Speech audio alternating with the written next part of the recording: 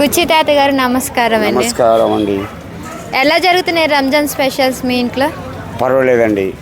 నేను ఒక్కని హెల్త్ బాగలేదు, నేను ఒక్కని రోజా లేను, అంటే ఒక్క పొద్దు లేను.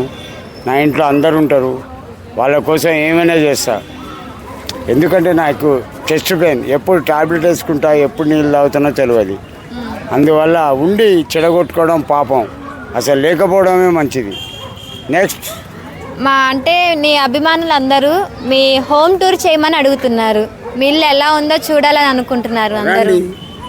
రండి రహమత్ నగర్ వీడియో గల్లీ, అక్కడ చిన్న సాయిబాబా టెంపుల్ ఉంటుంది లోపల. ఆడికి వచ్చి నా ఫోటో చూపించండి, గదే ఇల్లు అంటారు. నేను ఉన్నా లేకున్నా నా భార్య రెస్పెక్ట్ ఇస్తుంది, నీకు టీ కాఫీ ఇస్తుంది, భోజనం పెడుతుంది. నీకు ఇంకేమన్నా కావాలన్నా కూడా అవసరం ఉంటే తెప్పించిస్తుంది. She is the nice lady, my wife. Next ఇప్పుడు మహేష్ బాబు గారు మీ డైలాగ్ కాపీ కొట్టారు కదా, దానికి మీకు ఏమైనా మనీ ఇచ్చారా అని చాలామంది డౌట్. ఒకటి తమన్ గారు ఇచ్చిందండి, అతని కడుపు చల్లకుండా ఎస్ఎస్ తమన్ మ్యూజిక్ డైరెక్టర్ 1,00,000 రూపాయలు ఇచ్చిండు. మహేష్ బాబు కలవాలా, అతను ఇస్తే నేను ఇచ్చిందని అన్న, మీకు మీరేమైనా లాక్కుంటారా? మేమెందుకు మరి ఉన్నది చెప్తున్నా. మహేష్ బాబు తమన్ గారు ఇచ్చిండు 1,00,000. నెక్స్ట్ మరి మహేష్ బాబు గారితో ఫోటో దిగడానికి అడగలేదు ఎప్పుడు మీరు? ఒకటి బాగినండి, జస్ట్ మిస్ 2 minutes.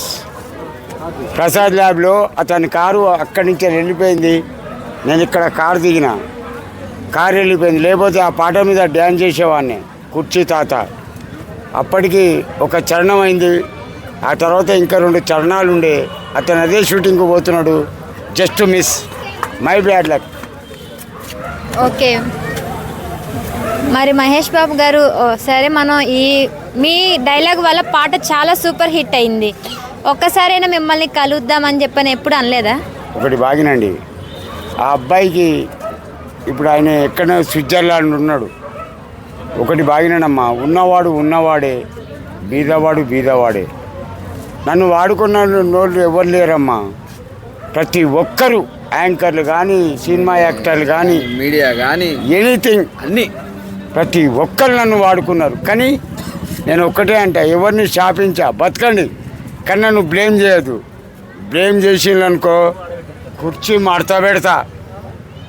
నా పవర్ ఇంకా తెలియదమ్మా. 10 మంది ఎదురుంగొచ్చి నిలబడ్డా కూడా వెనక కడిగయ్యా. ఇది ఒక్కటి చాలు. అందులో 2 రౌతులు 2 ముళ్ళు తీసి కొట్టిననుకో కంతలు ముక్కులు పలుకుతాయి. నెక్స్ట్